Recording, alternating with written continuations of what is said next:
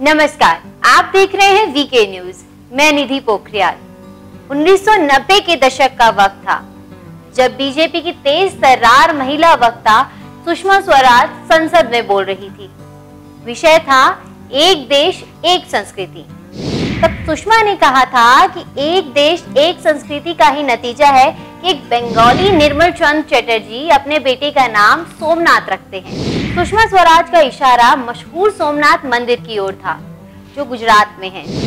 सुषमा ने जिस सोमनाथ का जिक्र किया था वो और कोई नहीं, सोमनाथ चटर्जी थे जो आज हमारे बीच नहीं है। सोमनाथ चटर्जी एक कट्टर हिंदूवादी और संधि पिता के बेटे थे जो घोर वामपंथी थे।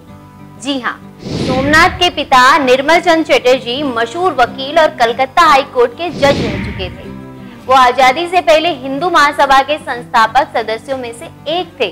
देश के पहले लोकसभा चुनाव में अखिल भारतीय हिंदू महासभा की टिकट पर भी चुनाव जीते थे।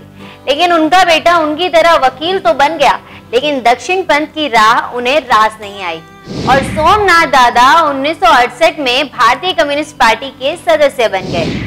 वो 1971 में पार्टी के टिकट पर पहली बार संसद में पहुंचने में कामयाब भी रहे। इसके बाद वो सन 2004 में सिर्फ एक बार को छोड़कर हर बार लोकसभा में चुनाव जीतते रहे। वो एक बार सन 1984 था।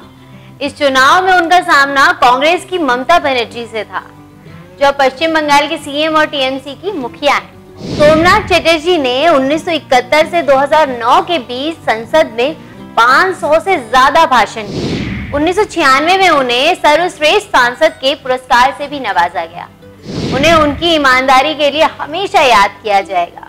2004 में जब वे लोकसभा स्पीकर बनने के बाद अपने सरकारी निवास 20 अकबर रोड पर पहुंचे तो उन्हें ये जानकर धक्का लगा कि उनके निवास पर लोगों को चाय पिलाने, बिस्किट खिलाने, फिनाइल और साबुन का बिल लोकसभा सचिवालय की ओर से दिया जाता है, जिस पर उन्होंने रोक लगवा दी थी। उनका मानना था कि वे अपने बाथरूम का बिल भरने और अपने मेहमानों को एक कप चाय पिलाने की क्षमता रखते हैं, इसलिए ये पैसा उन्हें नहीं लेना चाहिए।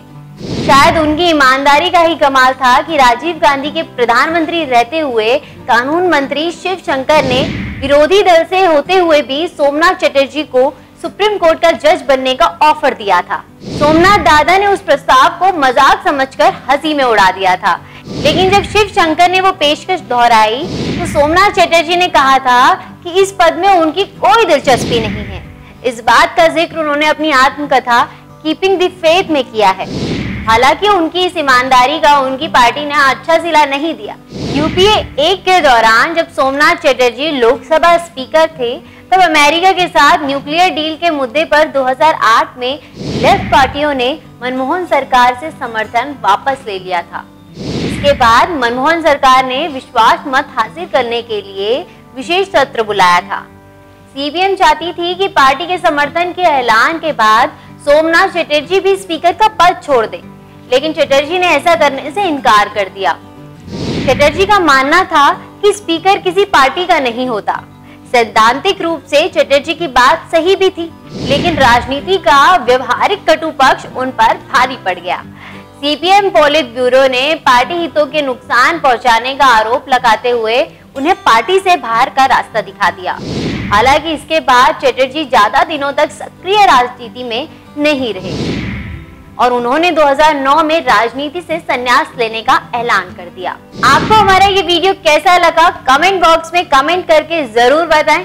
अगर आपको हमारा ये वीडियो पसंद आया तो इसे लाइक करें, शेयर करें और ऐसे ही ताजा खबरों से अपडेट रहने के लिए हमारा चैनल सब्सक्राइब करें। धन्यवाद।